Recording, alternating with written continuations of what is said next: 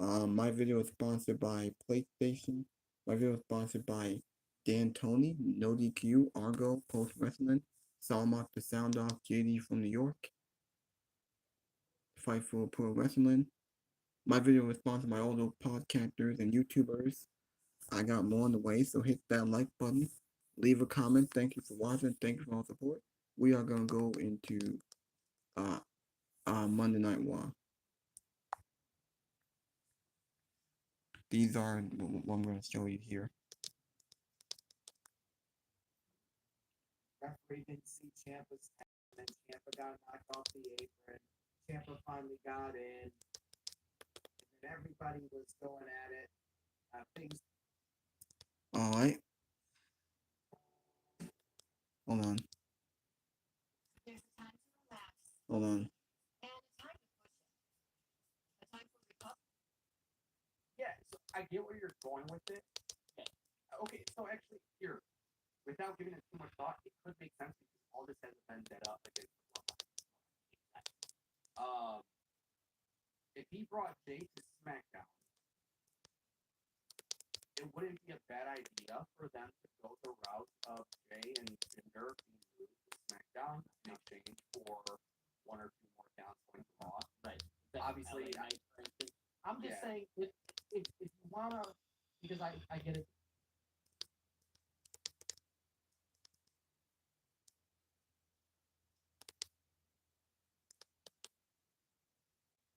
Kind of being a little bit sympathetic to Sami Zayn, and we got it right before our very eyes. Damian Priest playing the role of Jimmy Uso.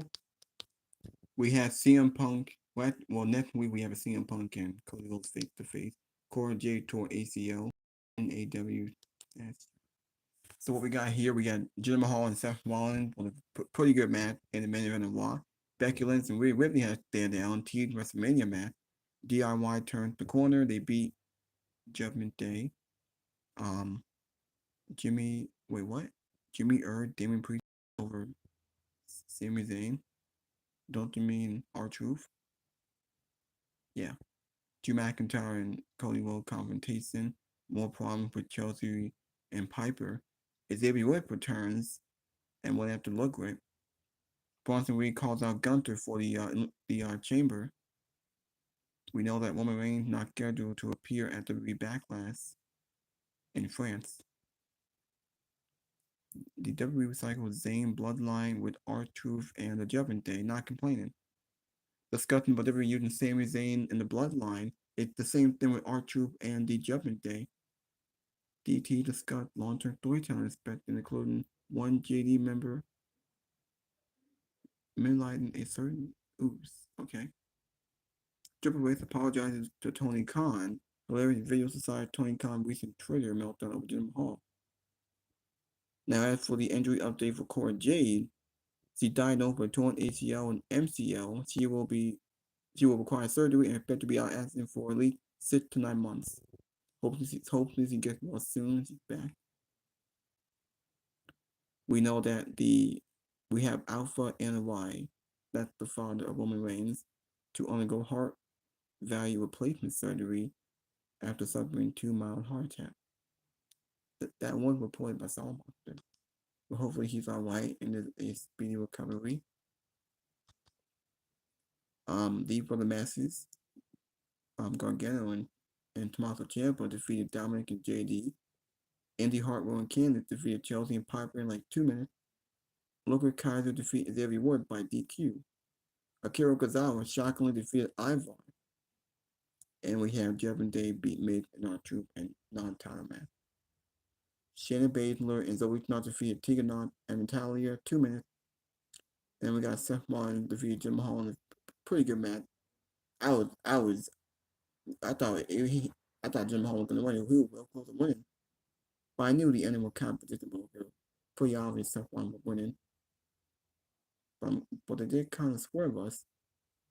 Now we have to wonder, what is Seth Rollins doing at the Royal Rumble? Because Seth Rollins will have an opponent.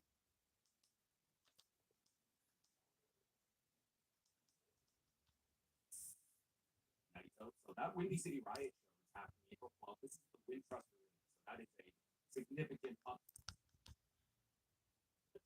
So Tony Khan in the face. And not only did I do it, I want your thoughts on all of these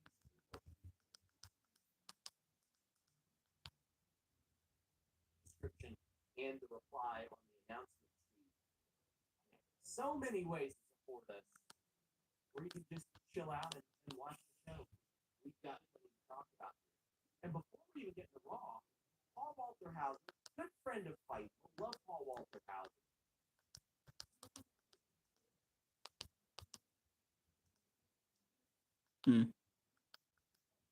Jim Hall had been thankfully hindered by Tony Khan.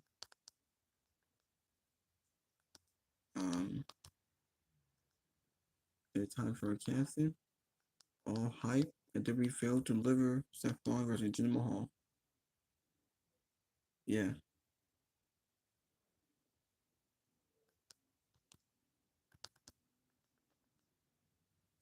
Yeah, but whatever, but okay. Now let me show you, I was gonna show the news and rumors, but I think I already showed those. What of them were betting odds made it seem Punk.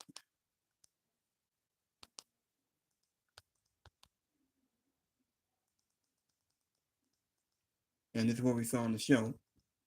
The show opened up with Cody Rhodes and Drew McIntyre. Very good promo, very good segment here.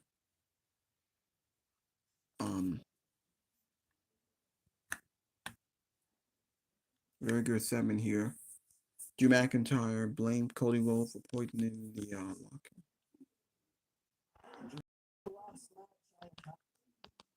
So Drew McIntyre blamed Cody Rhodes for poisoning the locker room, blames him for bringing Jey Uso to Raw. Both these guys are former Rumble winners. Drew McIntyre lays out their conveniences for each other, both vowing to win the Rumble.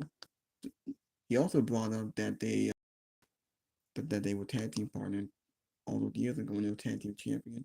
They were called the Dazzling Ones. Drew said he wanted to finish his story. Yeah. After that, we did get a backstage segment. R-Truth shares a cut with Damian Priest. For some reason, on this storyline, pretty entertaining with R-Truth and the Judgment Day. And some people are comparing it to Sami Zayn and the Bloodline, where some people thought it was a joke, and now it's becoming something interesting. It becoming entertaining. Hopefully we know where it goes. DIY takedown, Dirty Dominic and Jay Madonna. Like I said, Kenneth Ray and Indy Hartwell defeated Chelsea and Piper Niven. This match for 2 minutes. And as I said for weeks, actually I said it months ago, the WWE had the major problem with the women's tag division. Now there is no division, everyone knows it's a major tag team. They showed this promo with Jim Mahal WWE title legacy, one of the worst WWE title of the modern era. We got this segment with Jey Uso, Inculate, Ludwig Kaiser attacking Xavier Woods. Because, Xavier Woods got to qualify in this match with Ludwig Kaiser. Xavier Woods was upset that, Kofi got taken out last week. He wanted to wrestle Gunther, but he's going to wrestle Ludwig Kaiser. Now Gunther has already declared to be in the Royal Rumble. So he's already going to be in the Rumble. We'll see what's going to happen to him. Bronson Reed did cut a promo and say he wants Gunther at the Chamber. I'm hoping he's in the Rumble. He can eliminate Gunther. And he can be built up to be Gunther. Yeah. We got a very good promo, very good face-to-face with Becky confronting Rhea. See, Becky's already cleared for the Rumble. He wants to face her at WrestleMania. This is a very good promo. This is another big match for WrestleMania. We really failed to show Nia Jax. Nia Jax wasn't even on the show tonight. Maybe she might face her at the Rumble. I don't know. Akira Tozawa shockingly upset Ivar. And we got Miz and R-Truth versus the Judgment Day. Obviously, Judgment Day won here. Yeah. I'm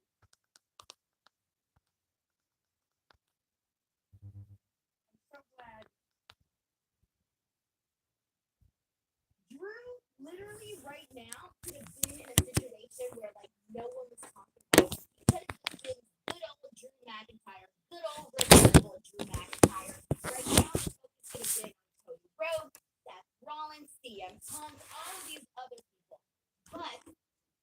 Drew McIntyre has honestly made you say, look at me. I'm talking here, I'm doing this, I'm climbing this mountain, whatever it is. I'm suddenly, or not suddenly really, but the last couple of weeks, I've been really intrigued in what Drew McIntyre has been doing from a character standpoint. We've been talking about this a whole lot. But just like his confrontation last week with Punk and then this week with Cody Rhodes has really been something that I feel is making him be the Drew McIntyre that we wanted to see for a very long time, that I think some of us may have forgotten who he is. Because, I mean, this is the guy that, used to be champ, won the Royal Rumble. Like, he's got a great look. Like, Drew McIntyre is the whole package. So I kind of feel finally getting back to that point where Drew McIntyre was at, like, the last time that, he had won the championship and he was champion during that COVID era. So I was very happy for Drew McIntyre. I loved everything that he said today. He does this thing, Sean, where for me, there's moments where I'm like, you know what? I can't root against this guy, man. He's making all the sense in the world. And then he throws something in there where I'm like, damn it, Drew, you freaking everybody again. So I like the creativity in the promos and a lot of the verbiage that he's been using in his promos too. So that was really something that I enjoyed. And I liked that there was this, like you said, the similarities between Drew and Cody, because I think everybody, the second you saw these two guys crossing the ring, you knew that like right away. And the fact that they found themselves back in WWE and both, sort of proving something. I don't know, man. This was a win. I thought this was a win. I thought this was a big win as well. I mean, they are developing stories within the Royal Rumble. I'm filming a video, hopefully this week, where I'm going to discuss some of the things I would change about the Royal Rumble or add to the Royal Rumble. This is my favorite event, my favorite match. I've done like 3 or 4 long-form features on it, and there's still things that I would like to change. And there was a feature I did about 6 or 7 years ago where I had a bunch of these ideas, and one of them was stories within the Rumble. There's a bunch of storylines right now. Yeah, there definitely has been. And I think there's going to be, like, this is one of the Rumbles where I really hope that they get, like, super creative. Like, last year's Rumble had a lot of really great moments. Like, when, I know we'll talk about it later, but when Gunther was mentioning how he's the longest, was the longest person in the Rumble, like, I just, like, automatically went back and was like, yeah, I remember a lot of good stuff from that Rumble. I liked it. K775 says, I hope WWE can agree to a deal with Drew. Love this character, so much potential. I haven't heard of anything else on that. I think it's probably about time that I asked. But that is also one where I feel like if I ask at this point, because I think that's kind of playing into what he's doing. But yeah, you know what? I'll still ask. You missed 100% of the shots he dealt Kate. That's true. Maddie Harris says Raw had a new stage tonight. Do you think it's a one-time thing due to the snowy weather? And Jonathan Cronin says, I think the new stage for smaller arenas. Sean, do you think it's temporary? Cody Punk promo next week. You're going to cook for families. What did you think of the new set? I did ask, and I'm being told that it has been discussed in the past, but I haven't been given an answer as to whether or not it's permanent or not yet. I liked the different aspect. I mean, it had these weird, the trusses around them. I didn't mind that at all. Like it was just different. And yeah, so different can be okay. I liked the screens I thought looked a lot more like wider, a lot more I like that kind of a look where the screens just look like bigger, and then they had like this 2 truss like right in the middle. I kind of liked it. Sort of gave it like this I don't know, this like sort of alternative look where it wasn't like trying too hard to be different, but with this like one little addition, it made a huge difference. And then this around the ring, I thought that looked really cool. I think the only thing that kind of threw me off, and I don't know if this was something else or what it was, the one thing that threw me off was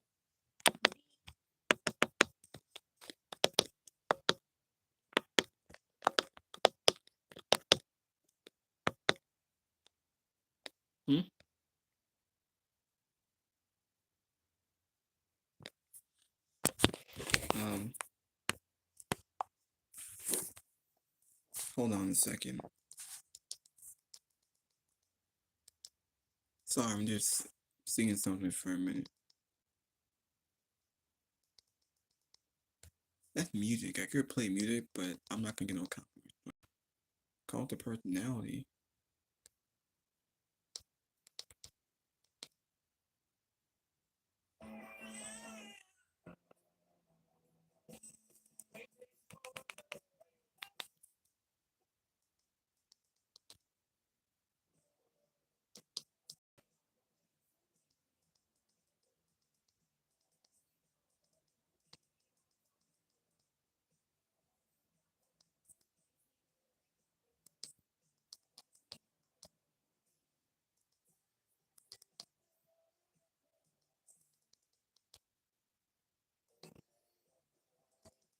There's a new song.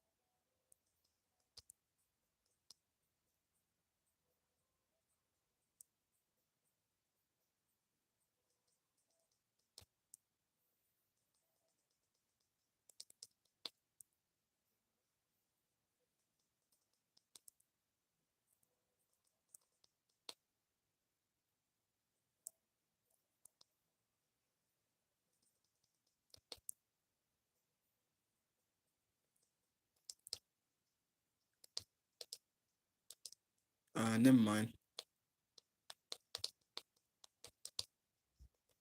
Sorry, I was just looking at something. That's not music that I need. I was gonna play music, but nah.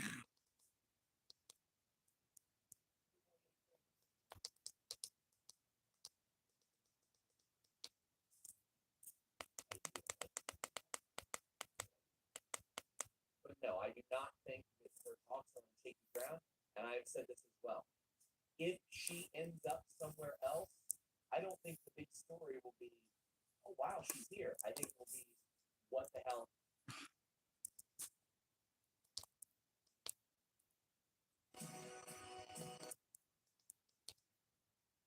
Definitely gave an outdoor venue vibe. The rectangle light ring is a huge difference from the circle ring. I didn't really like it. I'll tell you what else gave an outdoor vibe.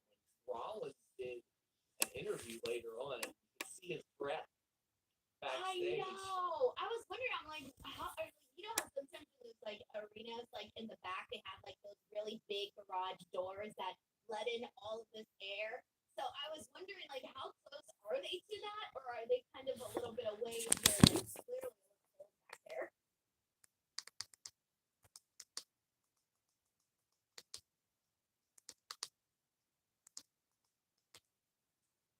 Excited was the fact that, again, there's a lot of progression, but for me personally speaking, I personally enjoyed watching WWE focus.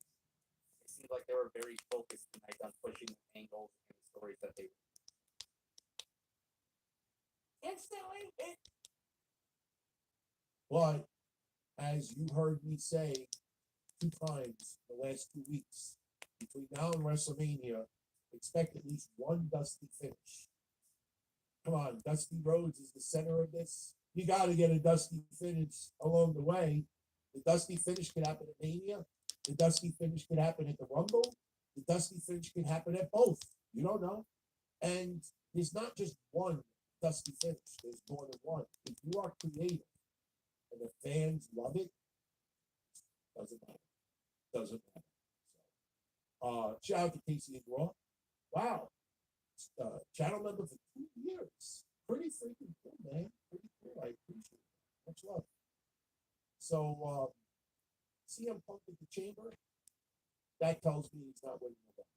Now, Dave Meltzer is reporting this. And look, I don't want anybody to be like, oh, roll the eyes, Dave Meltzer. Listen, I get it. I get it about his agenda. I get it about his favoritism for AEW. I get it about, exact. I think it's the headline for Mercedes to Put me where it's warm, please. I like a palm tree in my front yard, and I want 80 degrees. Stop. yeah, it's all about that. I just want to know how our truth doesn't lose his job for publicly admitting that he's selling t-shirts. Because Earl Hebner stole t-shirts and tried to sell them on his own.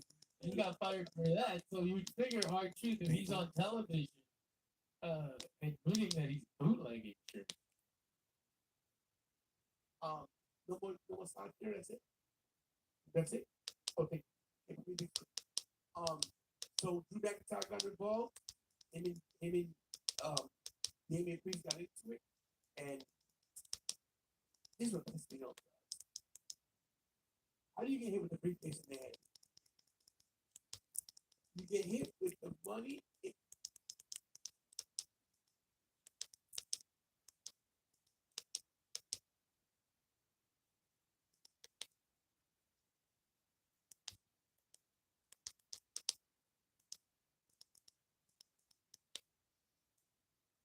That I would expect personally, but I haven't heard of any that are as of yet. CM Punk was not at Raw. Remember when I joked around about part-time Punk? Yeah, I remember that. Now he's setting up promos on Instagram. Well, maybe he's trying to get his count up.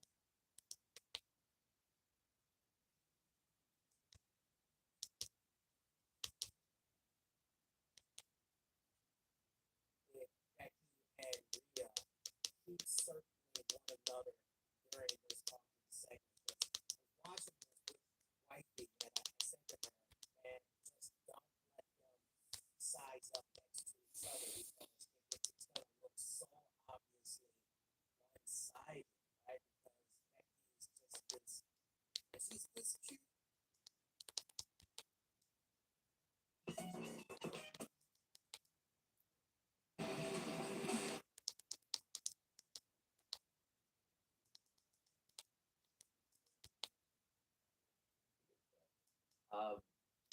Nia Jax video package. But hold on, though. Here's the thing, though. I take it back. You want to know why? Because he did the house show. He did a couple of them. For well over 1,000.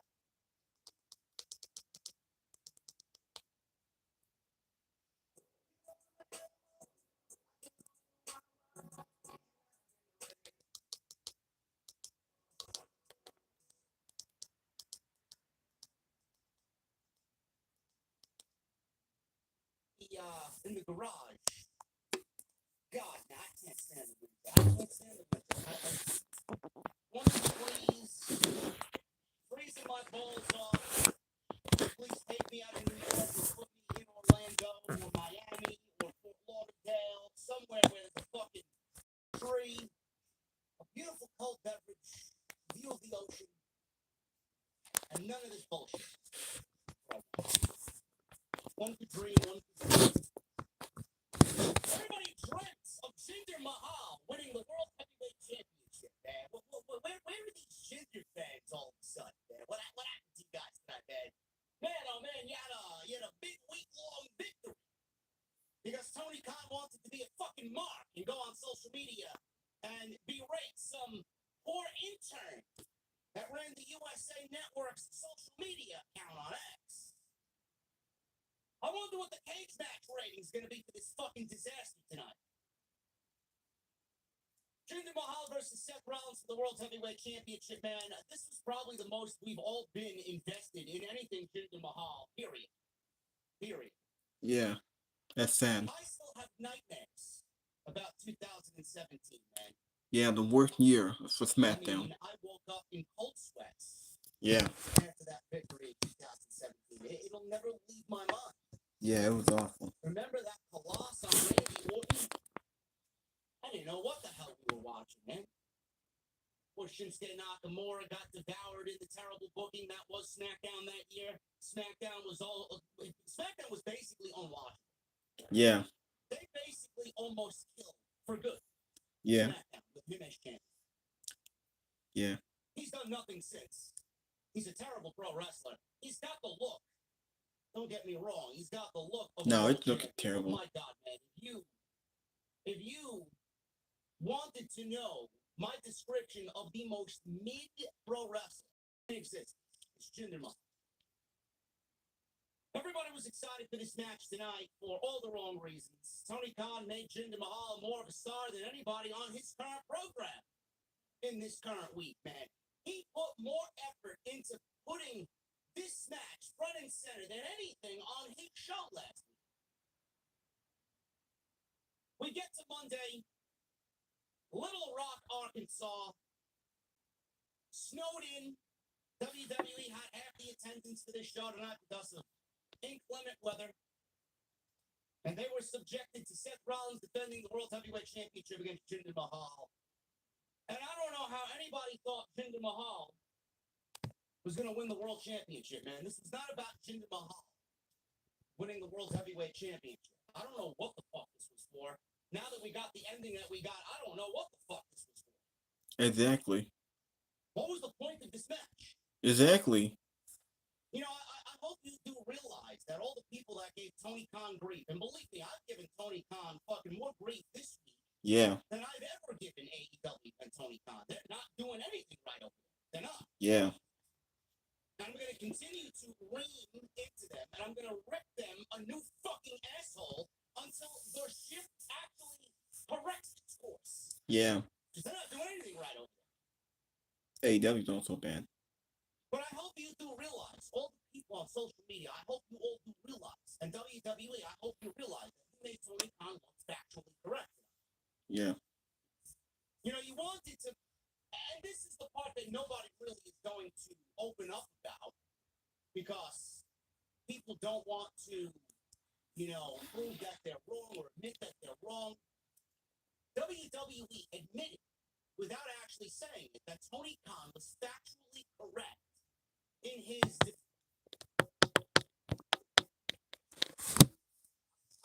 Oh, I got a nice laugh out of that. I had a nice laugh at all those people's expense. See, that almost made the entire main event worth it. Just watching the outcome of that match almost made the entire main event worth it. Only not really, because what we got was exactly what I expected. We got up until the end where they tried to make it a little interesting. We got a mostly boring main event that was not nearly at the level, the standard of prior world heavyweight title defenses that we had seen. Yeah, this from was Seth shit. Rollins. Yeah. Which is exactly what I expected to get out of this match. For 1 week, as a 1 week television main event, it was okay. It was a 1 week match for them to do. But this talk about Jinder winning the title, or what I said last week about how I bet you this is not one and done. They're going to have some kind of a disputed finish. Something's going to happen, and they're going to carry this over into the Royal Rumble. No. You see, tonight, it was a decisive win by Seth Rollins. Because Seth Rollins, he took a Money in the Bank briefcase shot to the head. He took Jinder's finish. It was basically a 4-on-1 handicap match. And Super Rollins was able to pull out the win at the end. So therefore, Jinder Mahal can go to the back of the line where he belongs, or he can go to SmackDown, because apparently he's been given an open invitation by Nick Aldis. Earlier today on Twitter, Nick Aldis was making the pitch for Jinder and his boys to come on over to the land of opportunity on SmackDown.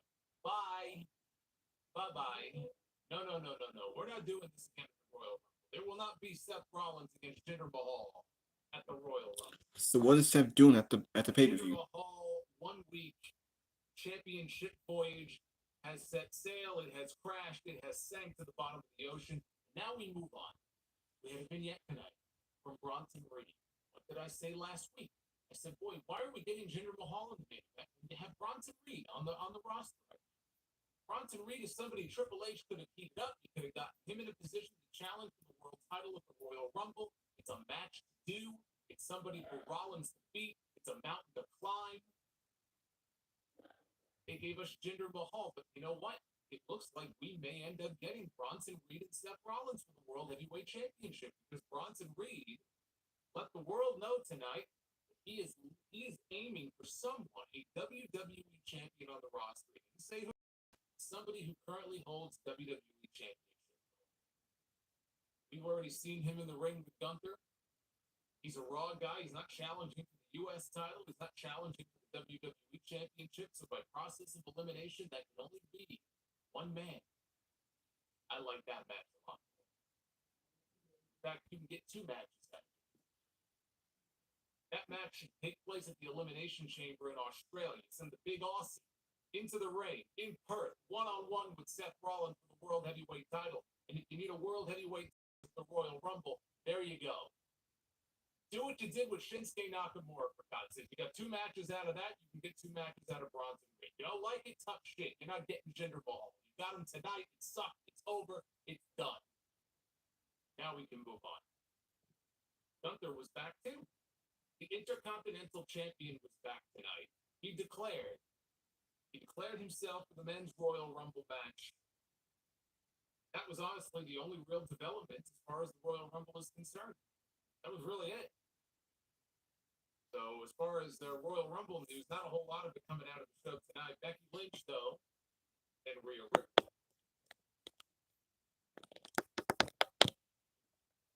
Well, you do know next week is the go-home show for the Royal Rumble, right? We're legitimately a week and a half away from the Royal Rumble. What is Seth Rollins doing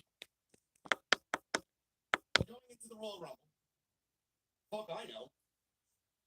Talking to Jinder Mahal, I'll tell you that. You want an outrage? Do it again. It didn't make sense now. You think you're gonna get away with it?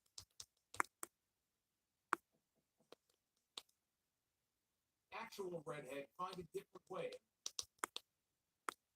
Real big time matches if he didn't already prove himself already. So to me, he made a lot of really good points as to why he should, not just as to why he should win the Rumble, but as to why I, the viewer, should believe that he's going to win the Rumble. How many guys don't you see go out there being like, I'm going to win the Rumble? And I'm like, yeah, right. Sit your ass down. You ain't going to win that. And so with Gunther, you don't feel that way whatsoever. With Gunther, you buy that. You believe that. You're hiding under the covers, man. Oh, I can't go on social media.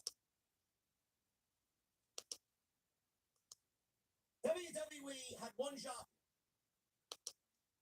to make use of this match happen, and they did not. So now we're left with one option for Damian Priest, because at this point, what is the phrase that people like to use, man? Jumping the shark, right? We're well past that with Damian Priest. I'm tired of it. I really am. I'm over it. I think it's dragging him down, and I think we need to do something with it because it's been way too long. In fact, the Money in the Bank concept is dead. It's dead. Damian Priest is never going to be a world champion on this fucking show. Why is he holding a briefcase for a title he's never going to hold? WWE plans change at the drop of a fucking hat. And you want this man, of all the fucking talent on this show, to win the world championship. His story isn't the world championship. His story is being kicked out of Judgment Day because of R-Truth. How does that resemble a world champion? Don't. I've been on the side of canceling Money in the Bank. It's a dead concept. It's not important anymore.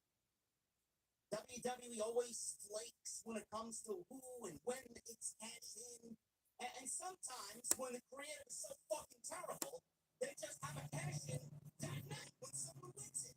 Yeah. Because they want to get rid of it, because they're too lazy to book anything meaningful for the briefcase, which leads us to this. Yeah. He's held the briefcase since July. Zero. Exactly. I'm not confident with them. Start teasing a fucking cash in until Survivor Series. So what are we doing? Well, we teased it at the other pay-per-view, by the way. Money in the Bank should be canceled for the reign. Exactly. At least at that point, you crown a number one contender who wins the tournament. You make that number one contender wrestle for the world title at SummerSlam. Boom. At least at that point, you can give creative the opportunity to book someone meaningful to win the fucking tournament instead of giving Damian Priest. Realistically, we love Priest, but let's be honest, he's a mid-carder right now. He's not a main event guy. He can be, but He's not winning the world championship. He's winning the world championship on a brand right now that's got Jey Uso, Gunther, Cody Rhodes, and CM Punk, along with Seth Rollins right now, who's the current champion. No, thank you. Never gonna happen. unless it goes to So right SmackDown. now we're left with two possible scenarios. Seth Rollins has no opponent for the Royal Rumble. Now, I'm going to mention this now because he was very brief in what he wanted. Bronson Reed claimed that someone on the Raw roster is being targeted by him. This someone holds a championship belt. Who is it? I mean, that's pretty safe to say that he's targeting Seth Rollins because he's already failed at beating Gunther. Yeah.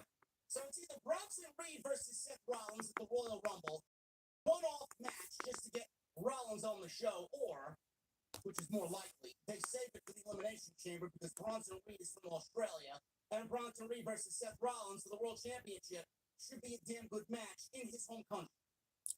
I would love that. But I just want to get that out of the way because that was on tonight's show. Bronson Reed targeted someone with a world title. And Seth Rollins fits the bill pretty nicely. We're stuck with one of two scenarios. That was a little asterisk, Bronson Reed. One of two scenarios. Seth Rollins defends the World Championship against Damian Priest, who cashes in his contract because he has failed to cash it in thanks to Drew McIntyre on more than a handful of occasions. So he feels like Drew McIntyre's never going to let him get away with this, so I'm just going to cash it in and get my match against Seth Rollins at the Royal Rumble. And then at that point, you can play whatever storyline you want to play out there to take Priest, who's not going to win, into the Judgment Day angle, where they continue. Now, in NXT here, all of that. And so for that reason, I'm a little bit more intrigued on that end of the women's tag team title pictures than I am on the Raw side of things right now. So that's kind of how it's looking. I feel like for me, I mean, you have rain today, but that's like the only day you have rain all year. I don't know. Find me another.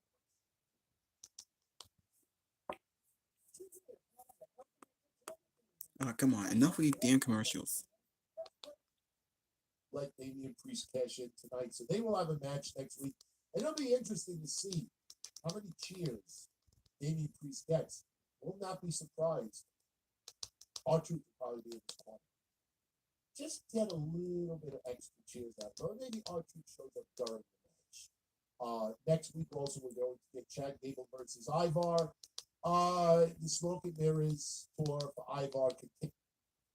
Given a deeper perception of her place in wrestling as well, and she's getting a lot more. To get their head on right, get that perspective that they needed, and they laid the blueprint for what to do when you leave WWE. They became birds.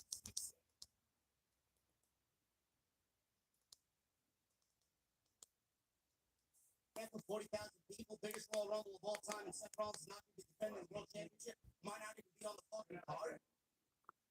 Can't see that happening. WWE could have avoided all this and like a cocktail in my shaker downstairs. Shake it up real nice, man, nice and chill.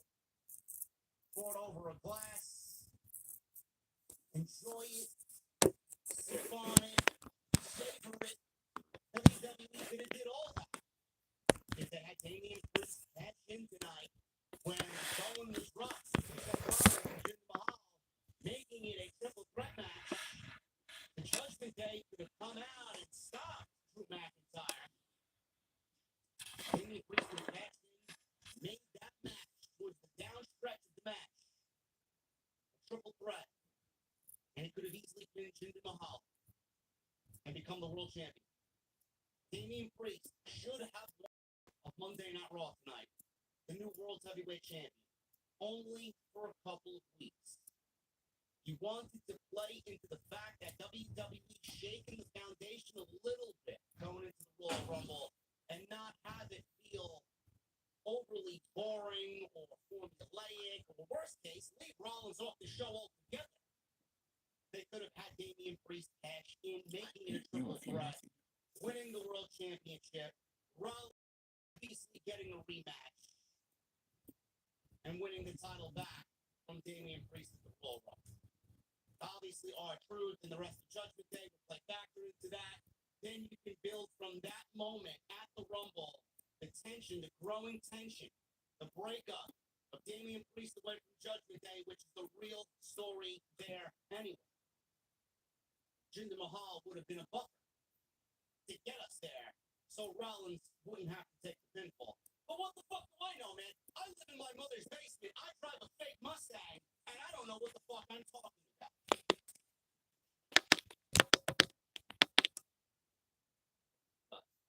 Brock Lesnar's my first choice, Denise. Big That's E would be it. my Oh, that Big of E would course be my Big E would second be choice. Six-man with Imperium and New Day would be my third choice, but I want that IC title. It's gotta be Brock Lesnar, man. Don't like it's gotta be Brock. Of course, those Big E, that would be great, but that would be great for like a different reason. Because you're like, yay, he's back in pro wrestling.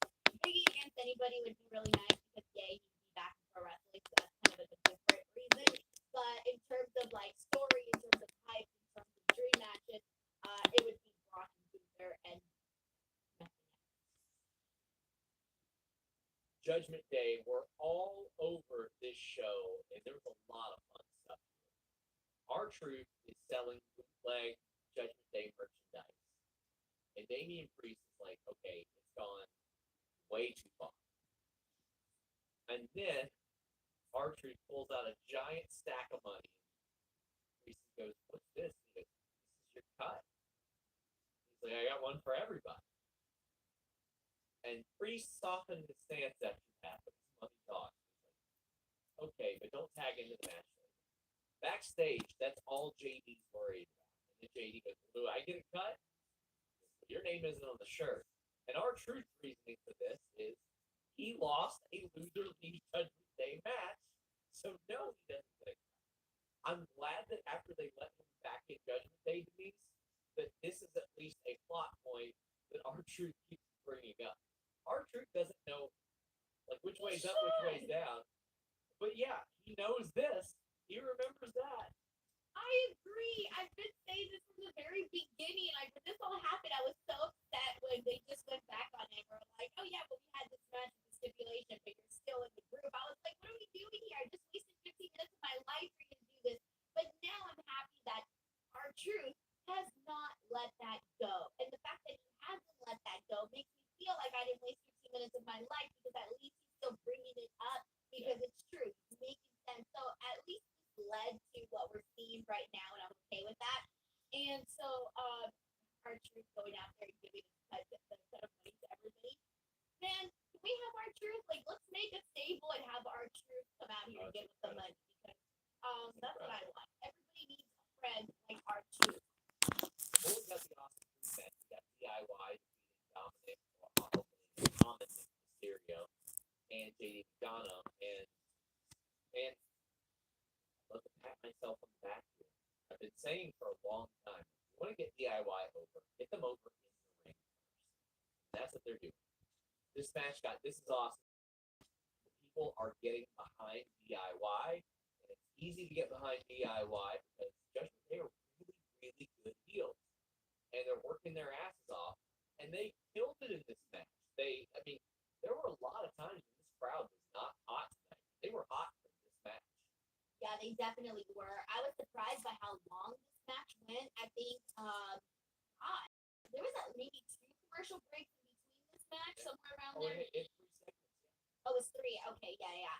So I mean, this was a lengthy match. I was very surprised by how much time they gave it, but I thought that the second half of the match definitely had people hooked, and it definitely had people really excited about what they were seeing. So it wasn't necessarily like my I was a little surprised when people were chanting, "This is awesome." I thought, "Oh man, maybe I'm not like feeling the exact same way," but I feel like in comparison to everything else we got on the show, this was definitely up there with the better portion of it in terms of the in-ring portion of it all. I'm very Aside from excited. there was some fun moments for the main event, though. We'll give it that.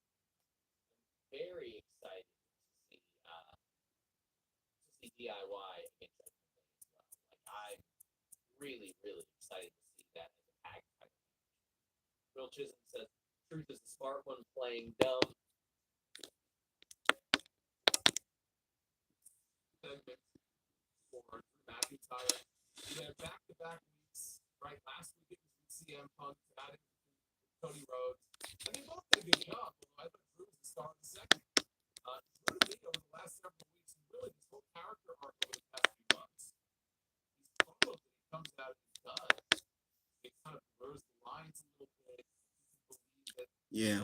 some of what he's saying you might honestly believe as far as opportunities that were taken away from him, pandemic, things he got deprived of. He's been putting in the best work of his career on the stage. I mean, as far as promos are concerned, this is the best that Drew McIntyre has ever been. I agree. And the most interesting Yeah. that Drew McIntyre has ever been. So he's doing a great job. You know, They're on off. so let's hold on. Let's get my money. Let's make sure that that's all set. Then he attacked Truth. And then when Truth finally got some offense in another fun match, Damian Priest did the sorry, I had to do it. It was the South of Heaven choke slam. I'm just loving all this R-Truth stuff. Like, Denise, that injury was bad enough, torn quad, where at his age, you got to go, would he come back from it, you know, or would he call it a career? Not like he couldn't, but at some point you just go, man, I love that R-Truth is back. This is one of my favorite runs of his that he's ever had, and he's sympathetic as hell. But he's He's a also okay to beat, too. He's a gem. Like, I feel that you need people like R-Truth on the show because they bring something of like Why you? they bring the light in, and that's what I like about R-Truth. That no matter what he does, no matter what segment it, no matter how cheesy or corny it is, he always makes it good. You know, he makes something that can be god awful for anybody else, but for him, it works. And I think you need people like that on the show. I think you do, too. And I think they're doing really well here. I think it's a good use of the Miz, too, because it's endearing to see the Miz be like, I know I was a jackass for a very long time, but me and Truth had something special, and we can make this work. We can do something special here as well, and he's trying his best. Tom says, "I think if you would ever try having a PLE in conjunction with the Super Bowl, maybe running in an arena that hosts the city the night before." No, I don't actually. But AEW is trying to capitalize off that in the Vegas area this year. An interesting note, Ariel Helwani reported that the UFC Saudi show is being moved to the summer. And originally it was going to be advertised as a fight night, and Saudi Arabia does not pay for fights. They bring the biggest shows there. They want Well, Shawn Michaels out of retirement. They want the greatest Royal Rumble. They want Cain Velasquez fighting for the WWE title. They want Goldberg Undertaker if it didn't suck. They want Tyson So they Fury wanted versus Francis Yokozuna, Ngannou. even though he had already passed. Exactly. At which point, if I was Fallah Bah, I would have been like, Yeah, pick me, I'm the one. give me But that like paycheck. they want big shows. So I could see WWE and UFC under TKO doing this segment, and I did make a note of this later on in the show. Pick her up on the screen. But I noticed that while Raw was still in progress, CM Punk took to Instagram and he posted a selfie photo of himself just standing outside. And in it, he has the caption. He says that he thinks it's time that Cody Rhodes asks him what he wants to talk about. He said next week in New Orleans, face to face, cards on the table. So we CM Punk going face to face with Cody Rhodes.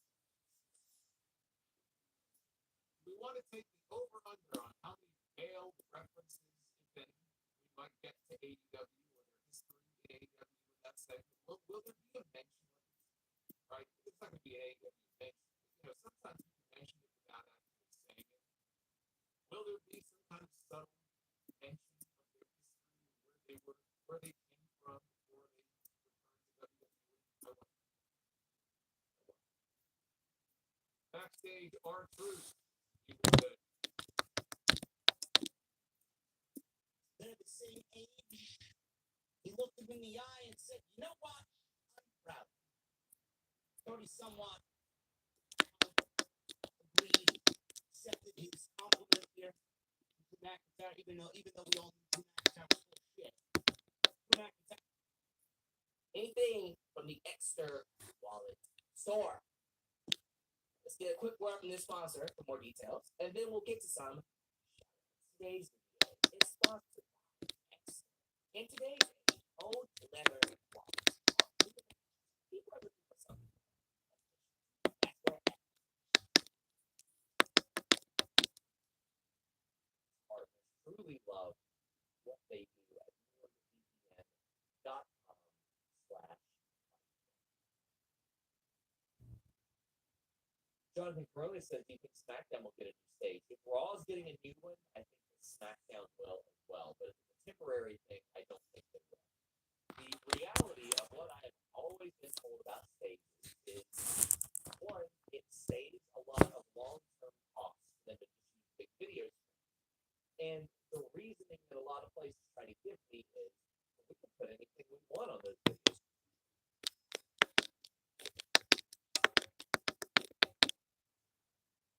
Pretty. He wasn't how he is now. I mean, you think of Drew McIntyre, you look at Drew McIntyre, you see a perfect, physically built pro wrestler. Cody Rhodes, I mean, don't even get me started. Cody Rhodes was a fucking baby. I can't even look at Cody Rhodes back then, where we see him now. He was never to be a tough guy with the way he looked then. Now is a different story. So, he says they sold themselves as singles wrestlers and didn't embrace that opportunity. He says they had to leave WWE to get their heads screwed on straight. He says they redefined what it meant to be a wrestler outside of WWE, and both of them are correct. Cody himself into a household name. The reason why WWE has Cody Rhodes right now at the top of his game is because of what Cody did for the last 7 years outside of WWE.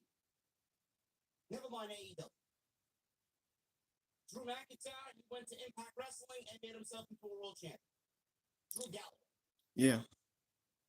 He says Okay. they are the Drew reference McIntyre, points now for Impact wrestlers to become so He went undeniable to that Drew WWE McIntyre calls went to you back. Impact This is all a and shoot. This is all a shoot. Matt Cardona, I'm waiting for the phone call where Matt Cardona, Zack Ryder, fuck that name, it's dead. Matt Cardona gets the call, and he comes back to the WWE. He's doing unbelievable work on the indies. Why hasn't he received the phone call to come on back yet? I don't know. He may be in the Royal Rumble for all we know. He lives in Florida.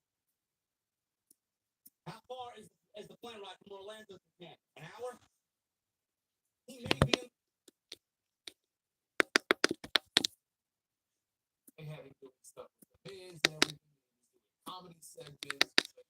We never had a chance to see him get in the ring and start wrestling guys for an extended period.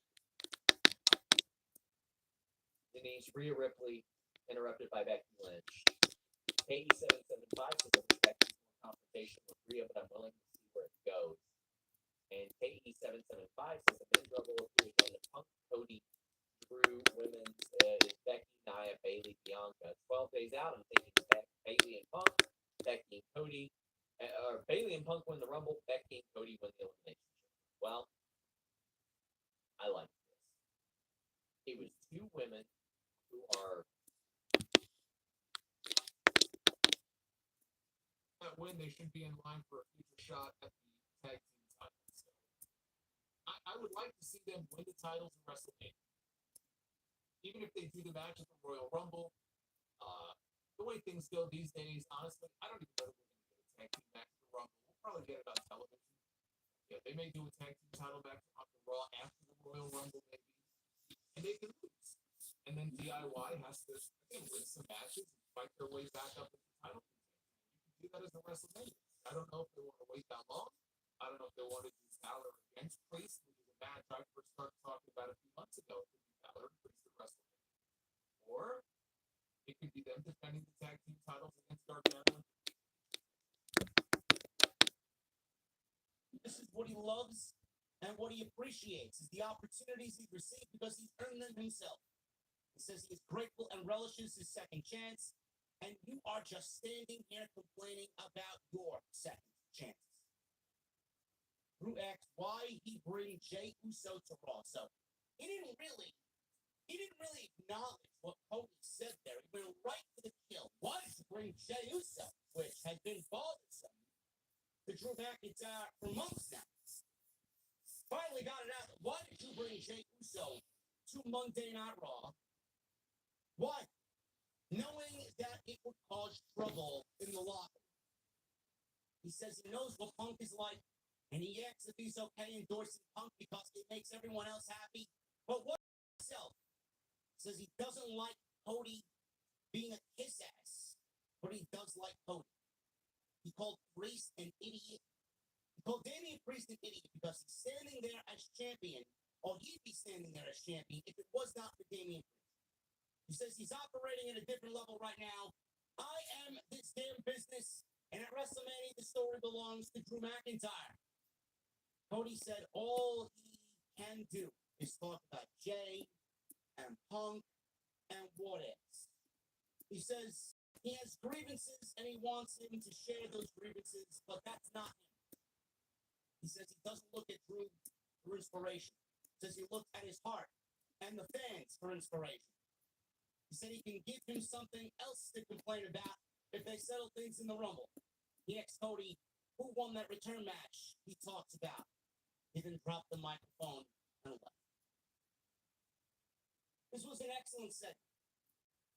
Just like last week with Drew McIntyre and CM Punk was an excellent segment.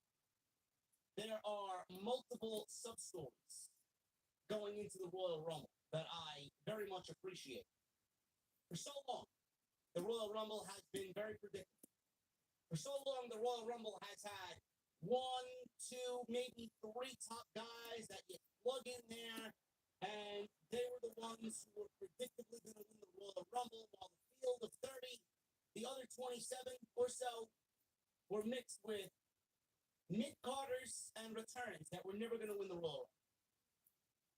This year, Triple H has created drama and story within several different aspects of the Raw roster, mainly coming from the Raw roster. There's nobody on the SmackDown side that's giving me that vibe.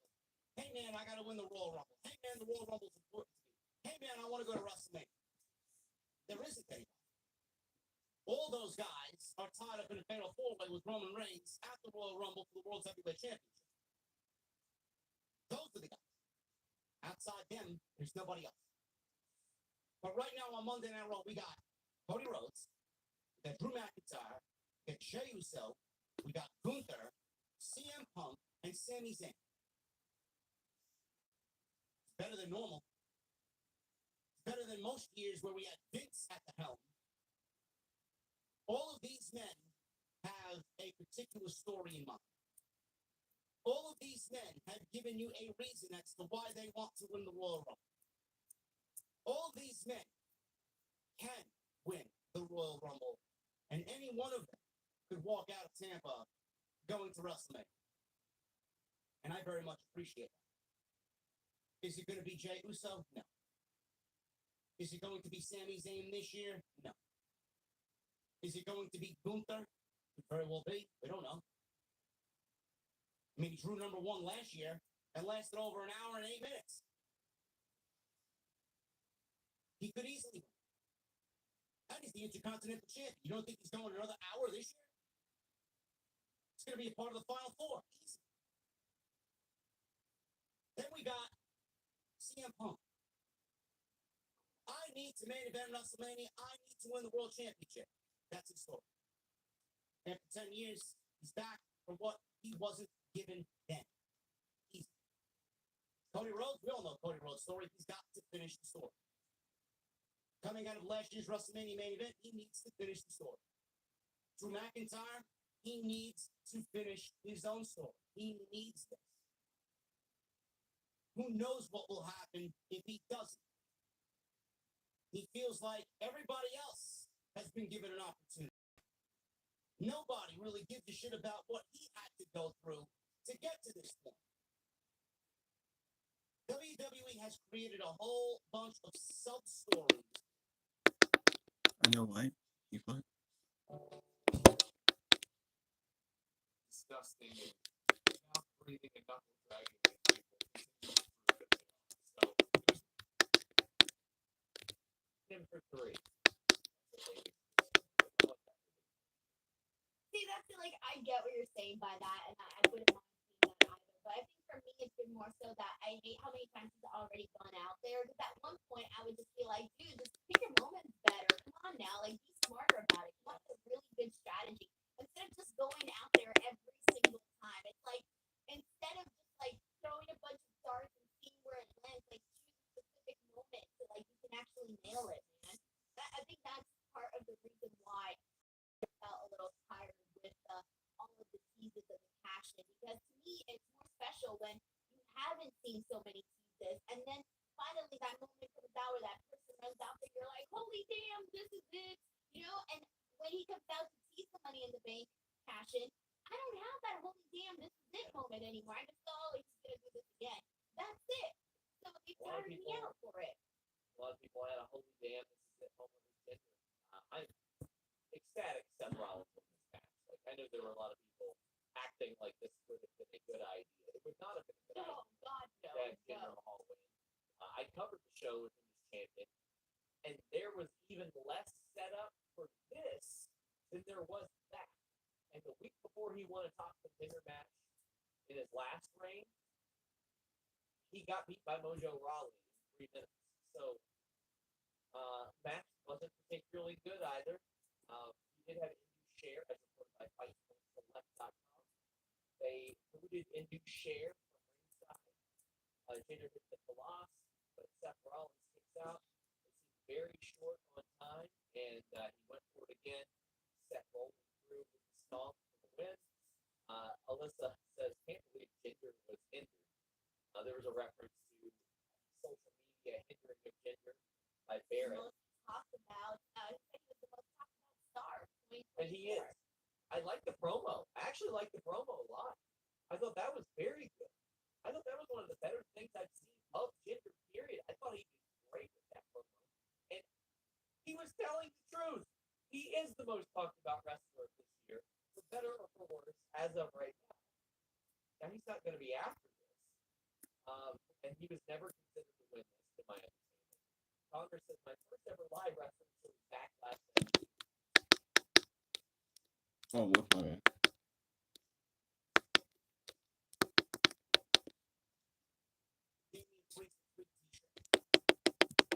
I thought this was quite entertaining. Yeah. This leads us to Dominic Mysterio and JD McFlurry making their ring entrance. They have a tag team match against Johnny Gargano and Tommaso Ciampa. DIY.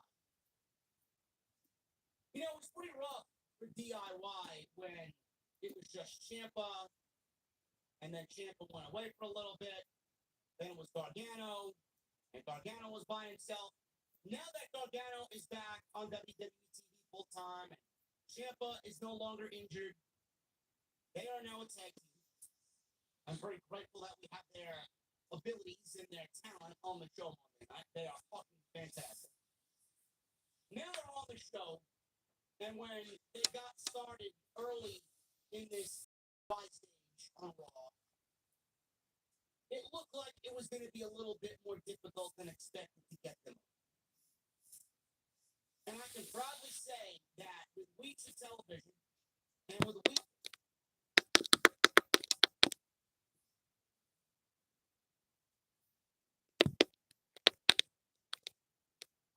Wade Keller, Wrestling Forces report, says that Seth was worried as Raw ended, he put on one leg as the representative of the title belt. Wasn't clear where it happened, began favoring it, and that he was walking on his own with a limp backstage, and he was helped back.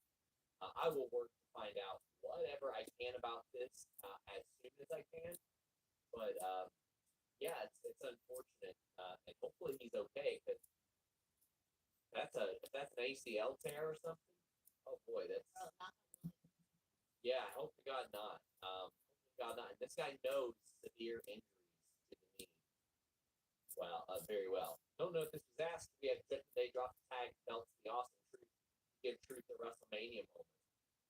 Yeah, honestly, yeah. I wouldn't mind that at all.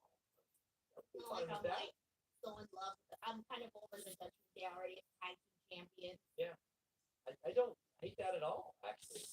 Sheldon says, I think Becky should win in a chamber instead of the Rumble, but she already won a Rumble. Possibly, but to me, it's whatever the best story is. If it makes sense, then have her win the Rumble. If not, then don't. But I do understand why some people would be like, okay, I don't want a repeat Rumble. Because I've been like that in the past as well. I don't mind it. Repeat Rumble winners. But again, like you said, only the story makes sense. You got any more super chats, upper chats? Get them to our great moderator, Luis. Again, we're going to have some great content here at youtube.com/Fightful. But please subscribe to FightfulSelect.com. If you've never tried it, give it a go. $5 a month. What do you have to lose? Steal that from somebody. Just steal it from somebody. Punk somebody out. You can do it. I believe in you. FightfulSelect.com. Especially as the year goes on, that's where I'm going to be interacting the most at, as opposed to Twitter, Threads, Instagram, any place like that. I'll be over there discussing stuff with you guys. But if you have questions about the stories that we have, you can comment, and I will do my best to answer them on Fightful Select. I do Q&A every week as well. We've just got, I think we got thousands of shows at this point. I think it's like 2,000 that we're approaching on Fightful Select in our history. Check that out, my friend. In Simmons says it would be hilarious if Priest cashed in at the next Money in the Bank because he has a year, and then he is immediately cashed in on after. I don't hate that idea either. I just thought of something really stupid in my head. I'm not even gonna say it. It's really stupid. What if he cashed? No, it's really stupid. I don't even want to say it. I was gonna say, what if he cashes in and gets a new Money in the Bank briefcase? So then he gets another year. It's late. I'm just coming up with random stuff.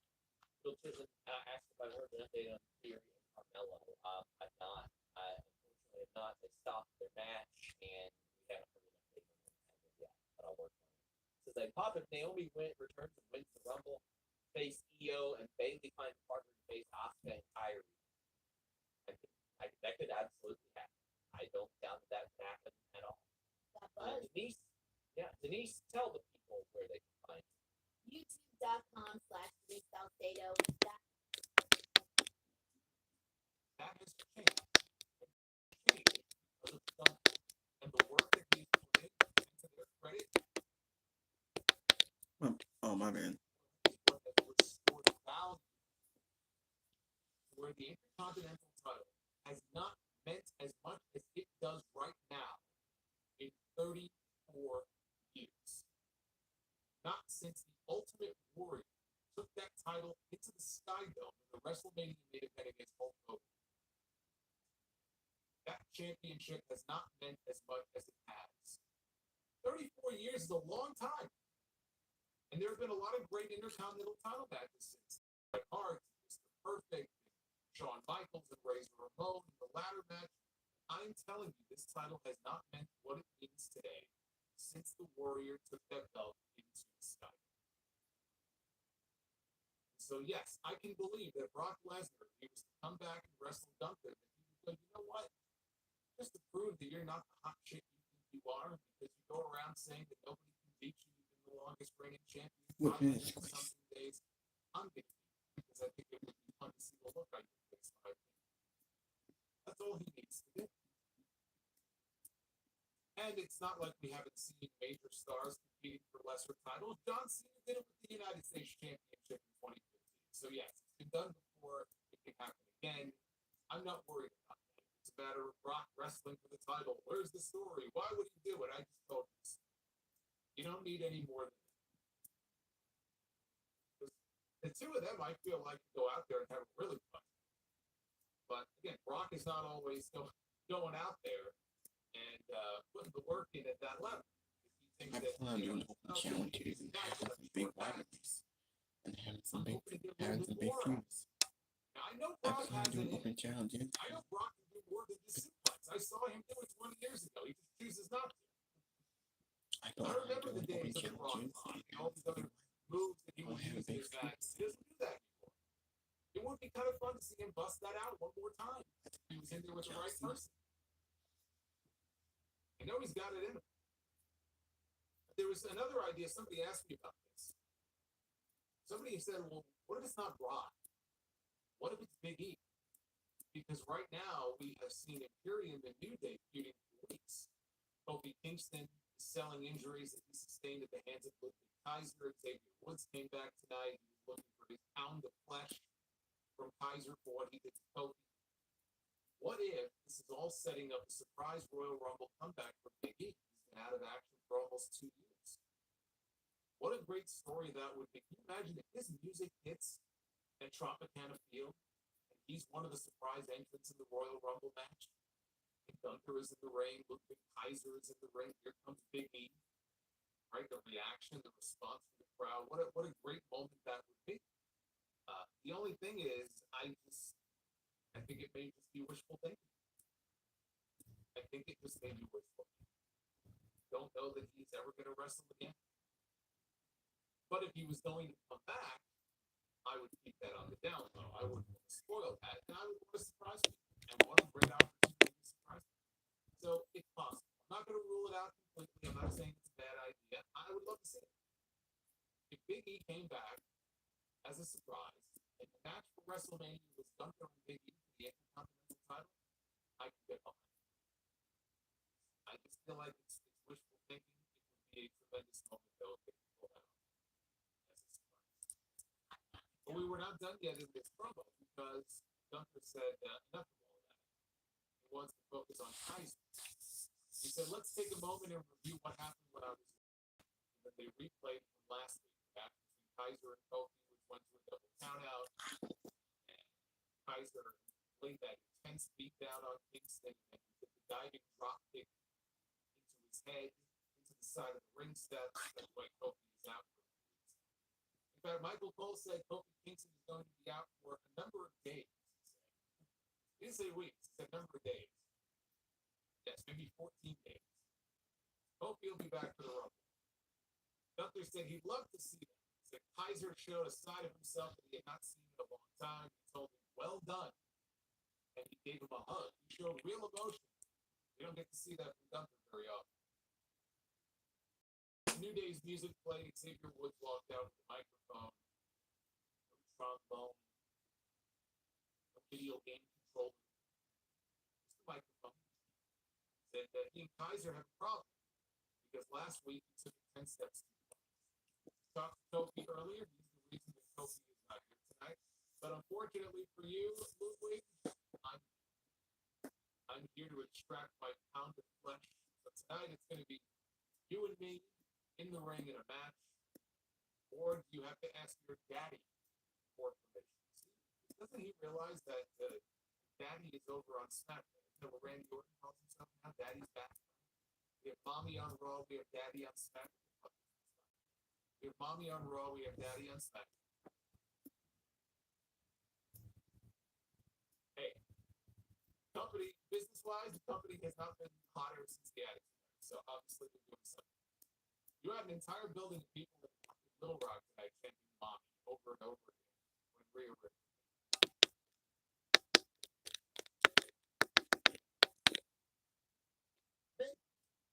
Priest said he appears to be the only person with Drew running his mouth. So we went to talk to Adam Pearce about Drew McIntyre. McDonough complained about R-Truth. What are we going to do about R-Truth? We got to get him out of here. It's a problem to judge. Priest says maybe you shouldn't be so focused on R-Truth. Maybe you should be focused on what happened out there not happening again because they lost the DIY. Balor asked Priest if he's defended R-Truth. Priest showed them the money that R-Truth handed in earlier, his cut from the merch. He says they should go find their cut. Damian Priest showed Balor, and Balor was like, what the hell is that? Balor had a huge smile on his face. And you should go get your cut from R-Truth. He's out there, he's pulling his weight. He's making profit for the Judgment Day. Then JP McDonough says, why get a profit? I'm in Judgment Day. Damian Priest holds up a t-shirt. Doesn't really have JP McDonough on there. It's got R-Truth's name on there. From what I see, you're not on the t-shirt, so probably not. You're not getting a cut. Great. Priest says they have a serious problem. It's time to focus on their match later tonight with the Miz and R-Truth.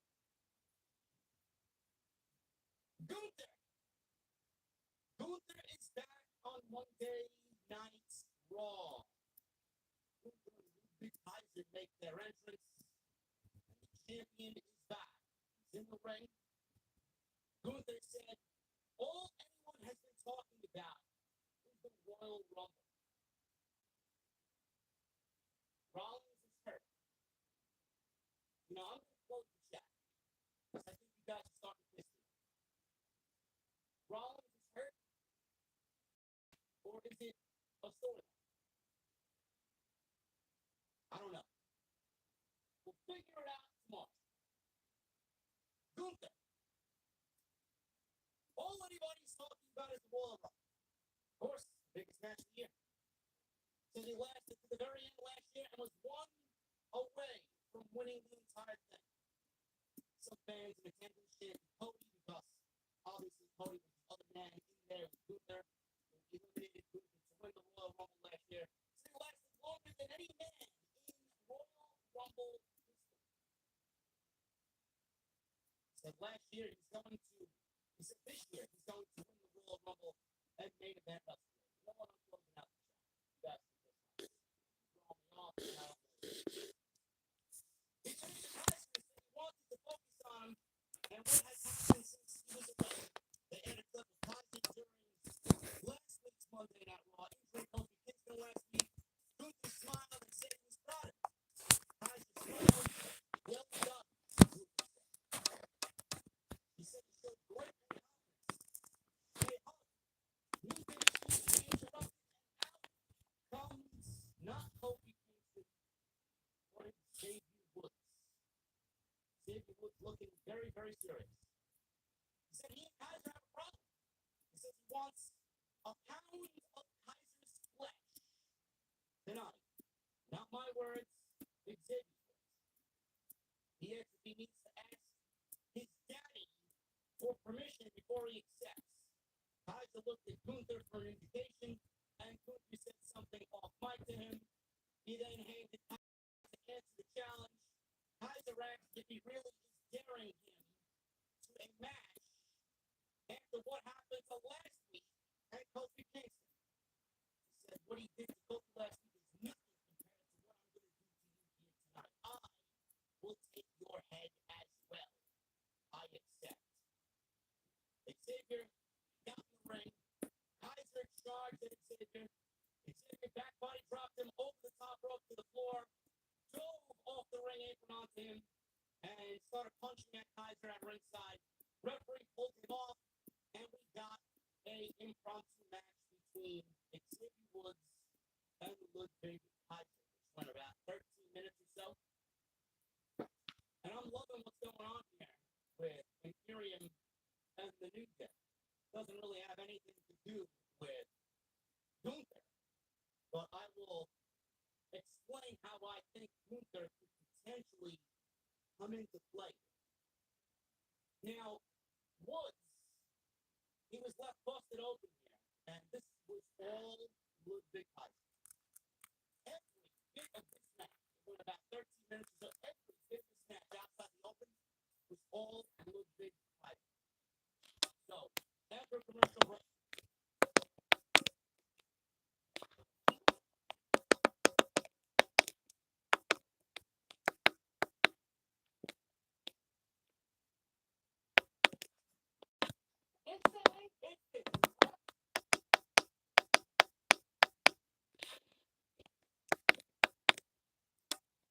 But I feel like the structure of the match was about as resulted in about as best of matches. Opening now with the judgment thing. It's like a rolling graphic, like it's not going to be there. But again, they're going to do this as long as the merch still sells.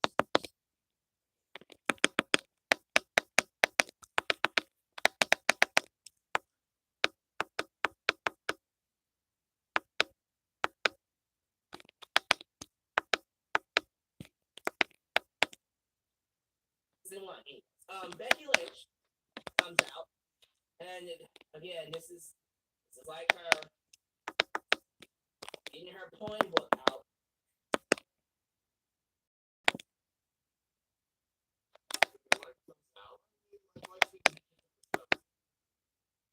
After the match, though, as he and Maxine were celebrating, Howard hit Maxine with a forearm.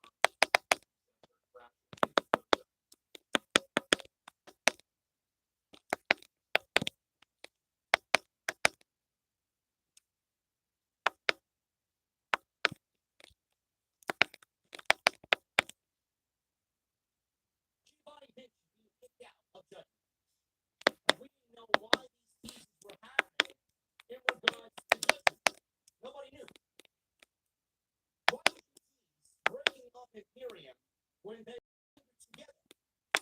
Individually, right now, even though we all see Vinci has breakout potential, Ivar has breakout potential, they're not there yet. They're not. Not saying they won't ever be, but they will be there when they are ready. When the time is right, you'll know. We didn't understand why these teases were happening. But this feud has been so great for both sides, Imperium and the New Day. It almost gave Imperium a new lease on life.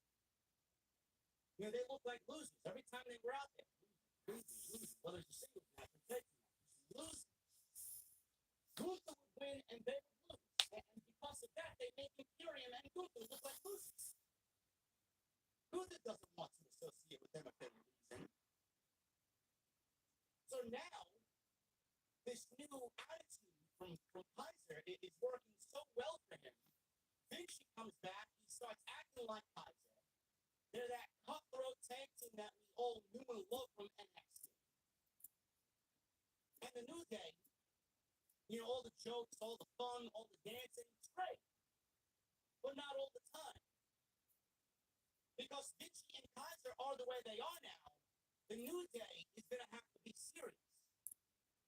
Fun and games, it's great. But when the New Day gets serious, I can't really sit here and tell you any team in WWE that is as good as the New Day. They're great when they're fun, and they're great when they're doing their shit. But when they're serious, they're even better when they are the fun-loving. They're even better. Serious Kobe and Serious Xavier are a top-tier fucking tag team, even after Xavier. So this simplistic feud that doesn't have a championship attached to it, that has no real meaning to it. The meaning here is to build both teams up as strong contenders moving on into 2020. They're both resetting each other and making each guy a dominant fucking individual to make their overall team better. I love it. This is so fucking great. Now, Vinci, I don't know when he gets back, but when Kaiser and Vinci are on their game, I've said this for months, for years, it is very difficult to find any team better than them on the belt. They may be pound for pound best tag team in all of WWE. I think this is working out beautifully for both. Love it. Bronson Reed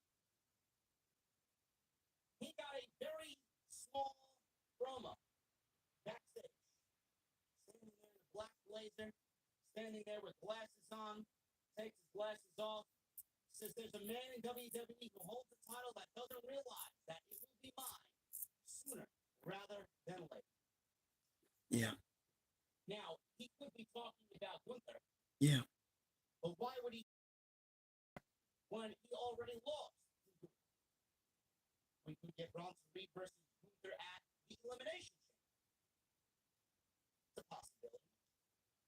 I know Bronson Reed went into Adam Pearce's office and asked for an opportunity, and Adam Pearce was talking about some big idea. I don't know if this was dropped or not, several weeks ago.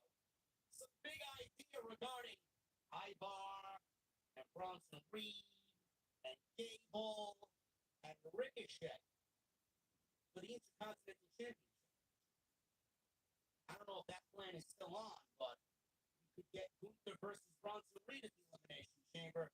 Even Gunther another title defense and Bronson Reed challenging for the title in his hometown or his home country. Possibility. Or with Rollins not really having any clear-cut direction going into the Rumble, going into the Chamber, no real competition at the top because we have to figure out how we're getting Punk into WrestleMania, where Drew McIntyre fits, what's Priest doing with the Money in the Bank. WWE doesn't have the answers for those particular situations.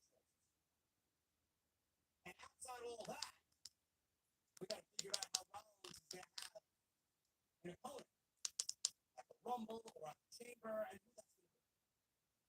It'll be Bronson Reed. I would not mind a Seth Rollins match as a one-off for the Elimination Chamber in Bronson Reed home country. I think that would be a little key bang. Honestly, we'll see what happens there, but I'm going to lean towards Seth Rollins being the guy that Bronson Reed is talking about here, being that we have the Elimination Chamber in 5 weeks or so. Byron Saxton interviewed backstage. Saxton asked where his emotions are at right now. Where do you think they are, Byron? Kaiser attacked Woods out of nowhere. In walks Jey Uso, showing up and stopping the attack. He then checked on Woods. Jey Uso was not getting greasy tonight. There was no yeet tonight. He was dead serious. That's another aspect. I don't know if Jey Uso is going to be the one to be put in front of Gunther for the Intercontinental Championship. We could very well see that as well.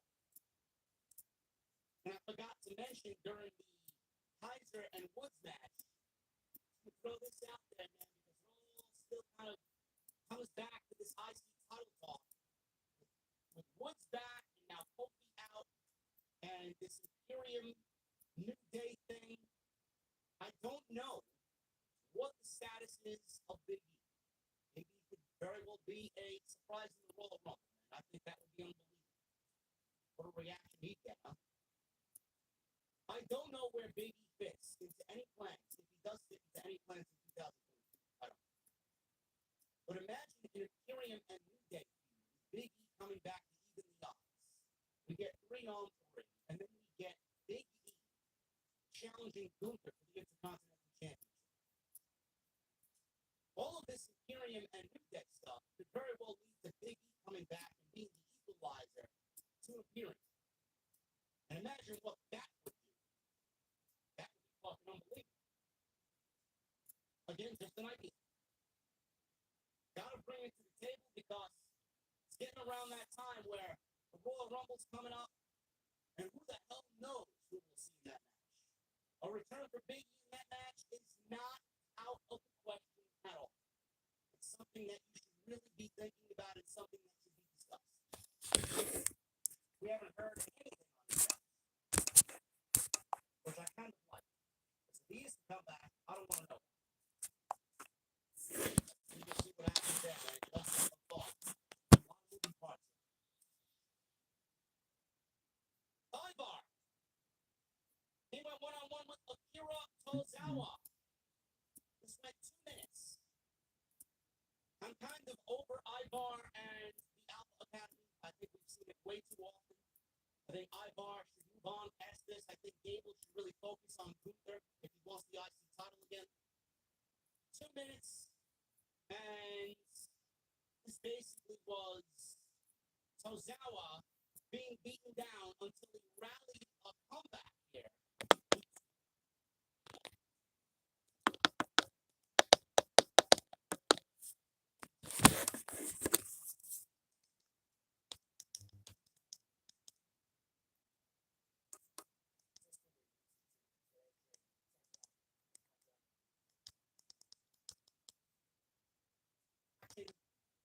He threw. Yes. Yeah. It's that only thing. You know, when you see Drew McIntyre earlier, bring up David Peter. See it badly when we first saw him, but he come back. He showed some restraint. But Ivar attacked him.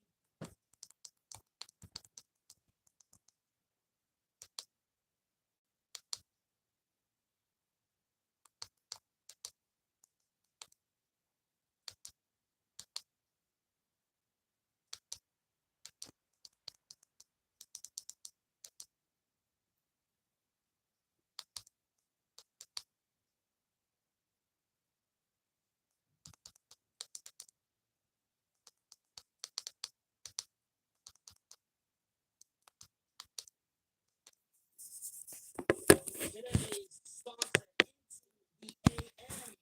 Sponsoring the Monday Night Raw podcast right here on Off the Script. I got some graphic tees, man, from Priest asks, enjoy, right? Enjoying the judgment day, part of us. So as this dialogue is going on, Balor tries to roll us from behind.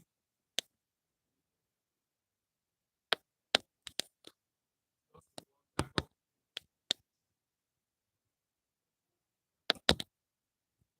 Samoa. Man, he rolls over and makes. So the comedy continues with larger than the judgment day. I'm still thinking that when the time comes,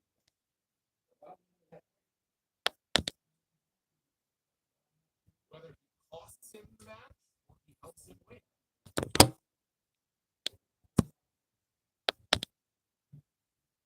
Truth has said in there, and he said that Damian Priest is the one who lobbied to keep this angle going because they did some initial segment. They were probably going to move on from it. And Priest is the one who said, look, this is working. And he went to, I presume, it would have been Triple H to lobby to continue the whole story with Arthur, Judgment Day, and all the comedy stuff. So Damian Priest is the one who wanted to keep it going. Then we had Jinder Mahal in the back. He was meditating as Jackie Redman asked him for his thoughts on tonight's main event. Jinder said he had a 7-year drought. Now the whispers are pouring in. He's the most talked about star in 2024. He said everyone would be unified when he beats Rollins to become the world heavyweight champion. Asia in the chat says I have something against that. Yes, I guess I must. Even though I just put Becky Lynch over and said that I have literally just said that I have no problem. I have no issue with Becky. Becky should win the Royal Rumble if Bayley does this right. That sounds like somebody who has the right. It's funny to me. There are people, and this happens from time to time. There are people who it's like the way their ears work is different from you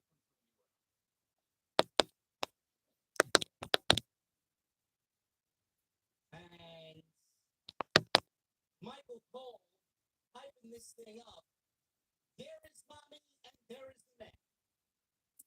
Great, thanks, Cole. He talked about their similar journeys going from afterthoughts at WrestleMania one year to being faces of the industry the next. She said the difference is one of them went on to main event WrestleMania one of them has a natural ability in the ring that is unmatched, and relentlessness that is also unmatched.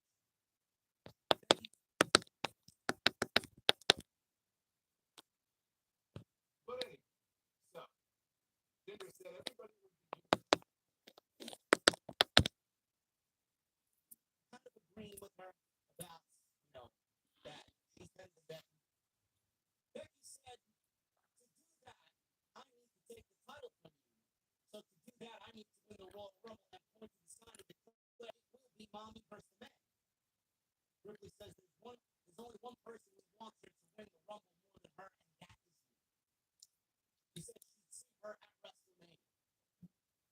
So they're already teasing a potential WrestleMania match between Rhea Ripley and Becky Lynch, which we all know is going to be one of the top options for WWE going into WrestleMania. Will it be the option? I don't know. It certainly is definitely the most attractive match WWE can do at WrestleMania for the Monday Night Raw. It's not going to be Nia. It's not going to be Raquel. It's not going to be anybody else on Monday Night Raw. She's beaten them all. There is 3 potential outcomes for Rhea Ripley at WrestleMania. 3, and that is it. Becky Lynch being one of them. As I drop my fucking iPhone. 3 potential matches at WrestleMania for Rhea Ripley. Becky Lynch being one of them. The other one is Bianca Belair. Possibility. They teased it. I'd love to see it. I think it's a match that, out of all of the matches right now, would probably be the one match I desire to see most in the women's division. Just because of what they did together in the Royal Rumble. I love it. The other one would be Liv Morgan. Liv Morgan, not a big fan of Liv Morgan getting a WrestleMania title match because I don't think Liv Morgan is a WrestleMania title match contender. I don't. But after all that I do to push long-term booking, and Triple H loving a good comeback story, and Triple H loving long-term booking, Liv Morgan finds herself being a dark horse Royal Rumble winner who put out Liv Morgan all these months. It was Rhea Ripley. Liv Morgan could come back and win the Royal Rumble and challenge Rhea Ripley at WrestleMania. Not really keen on that idea, but stranger things have happened in the world of WWE. Outside of those matches, Becky's the obvious choice. Bianca's on SmackDown. I don't know where she fits into that, but I'd love to see it. Especially if WWE, get this. I'm just thinking ahead, I'm thinking out loud. Imagine if WWE, Bianca is on SmackDown, not Raw. You guys are really fucking twisting me up. I'll give you an explanation for everything that I talked about. Bianca's on SmackDown, not on Raw. No fucking shit. I don't know why I reopened the fucking chat. Let me explain for the heck of the fucking cheese. Imagine if WWE gets Naomi and Sasha Banks back and puts them on SmackDown. There would be no need for Bianca Belair with an already stacked division there, adding Naomi and Sasha Banks. You could easily and comfortably move Bianca Belair over to Monday Night Raw for her to challenge Rhea Ripley. But then where would that leave Becky Lynch? Because we all know WWE has this fucking complex where they freak out, they get a little bit of an anxiety attack when they can't book Becky Lynch in a championship match at WrestleMania. So to save WWE an anxiety attack, they'll probably end up doing Becky Lynch and Rhea Ripley at WrestleMania because they can't cope with Becky Lynch not being in a title match at WrestleMania or being in some nothing match at WrestleMania. Exactly. But imagine if Sasha comes back and Naomi comes back. It's a possibility. And I'm not going with either one of these. I'm not going with Bianca. I'm not going with Becky. I'm not going with Liv. I'm going with Bayley. think Bailey should win the Royal Rumble. Bailey's never won a Royal Rumble. I think the ultimate comeback story here is Damage Control turning on Bailey and Bailey overcoming the odds to win the Royal Rumble and challenge Io Sky at WrestleMania. That is Sasha and Naomi don't come back to even the odds. Bailey should win the Royal Rumble. Becky Lynch and everybody else, put him in the elimination chamber. Becky, Nia, Liv, Raquel, whoever else you want to fucking put in. Don't. And if it's Rhea and Becky at WrestleMania, I'm telling you right now, I don't think Becky Lynch should walk out as women's champion. Been there, done that. Rhea is above Becky, by the way, in terms of reaction, in terms of what she delivers in the ring. Rhea Ripley is above Becky Lynch right now. Why would you take the title to put it on Becky when she's less than Rhea right now? You see the tide changing for Rhea Ripley. She's not a heel. When she's out there by herself, she is not a heel. She's a babyface. People want to cheer her. WWE is going to force Rhea into being a babyface. We went from heel Rhea to babyface Rhea with basically not. Do we really want Becky Lynch and the World Championship on Monday Night Raw again? I mean, we've been there, done that. We've seen it 1,000 fucking times. She didn't do anything for the Raw Women's Division. She didn't do anything for the NXT Women's Division. Yet here we are contemplating another championship run on Monday Night Raw when there is no division. She's beating everybody. Why would you take the title off Rhea? Don't put it on Becky to give you the same result when Rhea is more over than Becky. Oh, I am about to end the video. Hold on.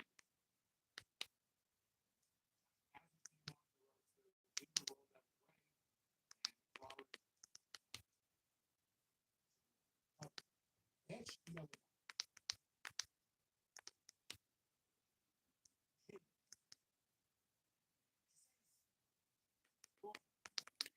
Well, I might as well just end the video. Think I made the video long enough. Might as well just end it.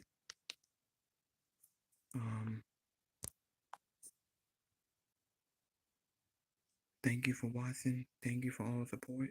Hit that like button. Leave a comment. Please subscribe to my channel. This is Mr. Black Gamer 2021. I'll be back for more.